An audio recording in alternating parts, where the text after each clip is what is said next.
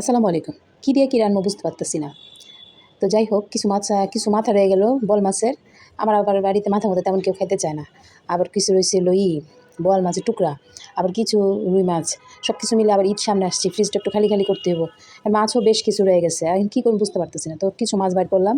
একসাথে সব একটু করে যেসব মাছগুলো আইটেম রয়ে গেছে সব একসাথে সব ভালো মতো মসলা মাখায় ভাইজা লইলাম। সবচেয়ে বড় কথা হলো মাছ খাওয়ার মানুষ আমার বাসায় কম। কিন্তু রাঁধতে হইব মাছ, তাই করা আরকি। তো মাথাগুলো আমি কী করলাম, ভাবলাম লাউ দিয়ে রান্না করবো, একটু টমেটো দিয়া লাউটা কেটে নিলাম, একটা লাউ অর্ধেক কেটে নিলাম। আর টমেটো দিয়া আমি রান্না করবো বোয়ালের যে কটা টুকরা আছে আর রুই মাছের যে কটা টুকরা আছে সব কিছু মিলাই। জানি না কেমন হইব, আমি জানি না এই মাছগুলো কে খাইব, কিন্তু আমার রান্না করতে হইব তাই রান্না করলাম।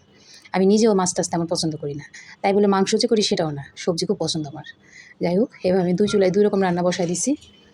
এই তো বসাই দিলাম, প্রায় আমার মাছ প্রায় হয়ে গেছে। আর লাউটা হয়ে গেলে মাথাগুলো দিয়ে দিব। তারপর আমার রান্না শেষ। আজকে ডাল ডুল কিছু রান্না না। এই তো এই রয়ে যাবো, কে খাইব এত তরকারি। আর সবচেয়ে বড় কথা হলো রমজান মাসে যা রান্ধি সবই বাসি বাসি রয়ে যায়।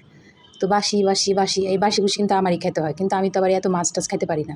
তো বোয়াল মাছের মাথা দিয়ে কে কে লাউ রান্না করেন জানাবেন। আমরা সাধারণত জানি যে ইলিশ মাছের মাথা দিয়ে রান্না হয়, আমার মায়ের সবসময় ইলিশ মাছের মাথা দিয়ে রান্না করতো, কিন্তু আজকে বোয়াল মাছের মাথাটা কি ফেলাই দিব, এই জন্য আমি রান্না করতেছি।